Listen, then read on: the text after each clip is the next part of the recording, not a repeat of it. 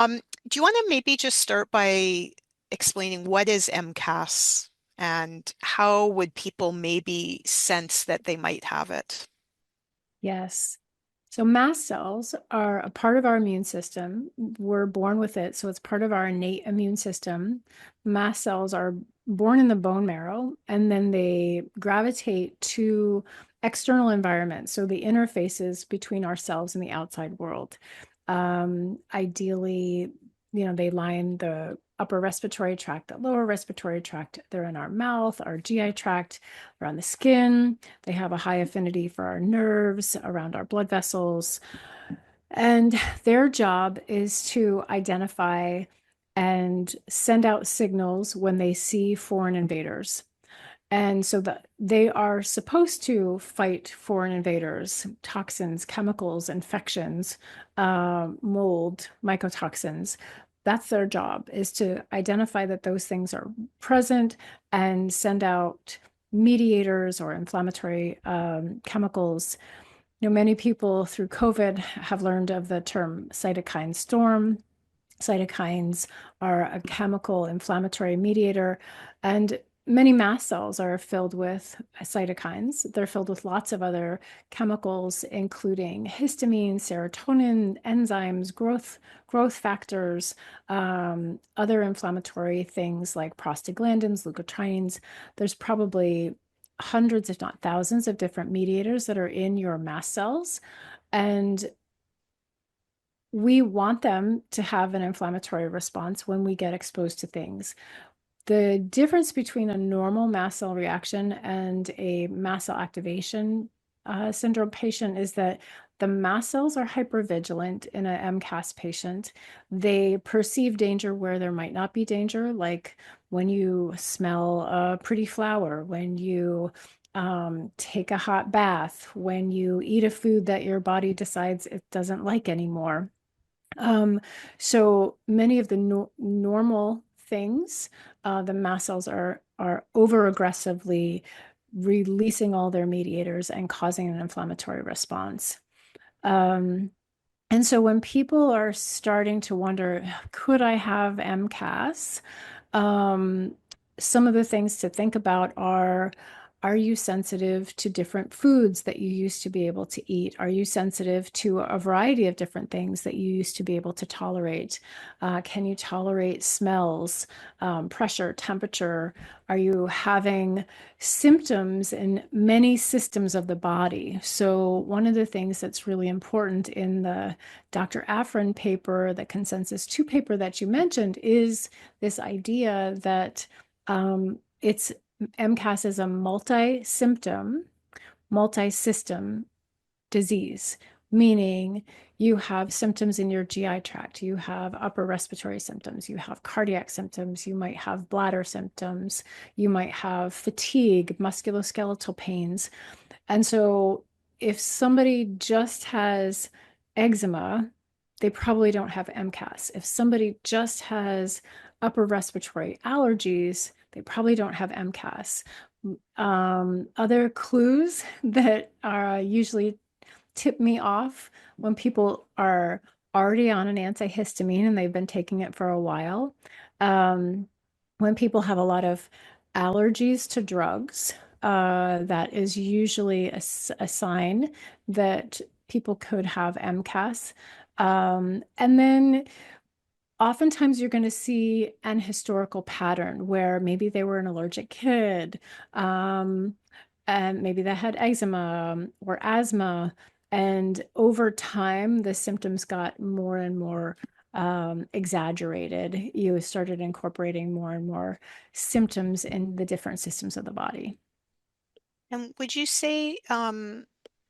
McCann, uh, there's kind of like the trigger, like it's always changing. It's not just your symptoms are kind of steady and you've got the allergies all the time. It's more so when you're exposed to some kind of trigger. And maybe talk about what some of those triggers might be. Yes, it's definitely a waxing and a waning kind of presentation, and I think that that's part of the challenge with it, as well as mast cell activation looks different in everyone. it would look different in you than it does in me. The constellation of symptoms is going to be different from person to person. Not only are mast cells unique to the person, and the makeup of the inflammatory mediators in each mast cell is different from person to person, it's Mm. different within that person in those tissues. So your mast cells that are in your GI tract are different from the mast cell mediators that are in your nasal passages. So it gets very, very confusing. Um, the most important thing to look at is, though, this pattern of multiple symptoms in allergy, inflammation, and growth, abnormal growth patterns in multiple systems of the body. That's kind of the hallmark definition that Okay. we use with the consensus 2 folks. Um, I think I answered your question, Dr. Yeah, Henry. no, I think he did. Um, so if someone suspects they have MCAS, what should they do next? Good question. Um, Educate yourself is really the most important thing to do. Educate yourself. There are more and more resources out there. I love I'm sorry, Amber Walker's books, Mast Cells United. That's a great first book to read. Dr. Afrin, Lawrence Afrin's book, of course, is a good book to read. He's very verbose. So um, those are some books. Um, Beth O'Hara's Mast Cell 360 is an excellent resource as well. I have a few blogs out there, but there are probably more extensive places to educate yourself. Um, and and then, even before you find a practitioner, you can actually get started by trying to sort out what are some of your triggers. And I think that was more, we'll come back to that in terms of the Hmm. questions, but you may be able to get started on some of the simple supplements, the over-the-counter, the medications to try and help with alleviating symptoms or Hmm. minimizing symptoms, because there are dozens and dozens of things that are available that you can try. Um, and then finding a practitioner who can really help guide you. Certainly, the more severe the symptoms, the more you'll need some support in terms of working with a practitioner or practitioners who can help. Because it's not just about symptom management. In order to really heal, you have to identify what are the root triggers of the mast cell activation. What caused all of the mast cells in the immune system to go haywire, to become hypersensitive, not just what's triggering it in the moment. Like, okay, peanuts are a trigger for my mast cells, yes, but they're not a root cause.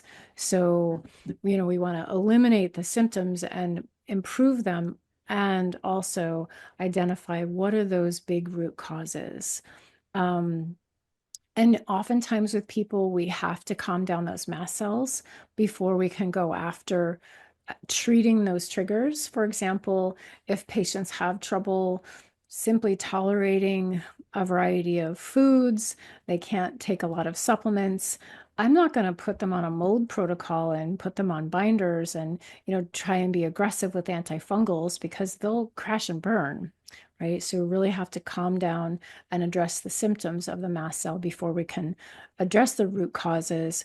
But we need to find out what those root causes are, because if you're in a moldy building, we're going to be hard pressed to get you better until you're out of that mold.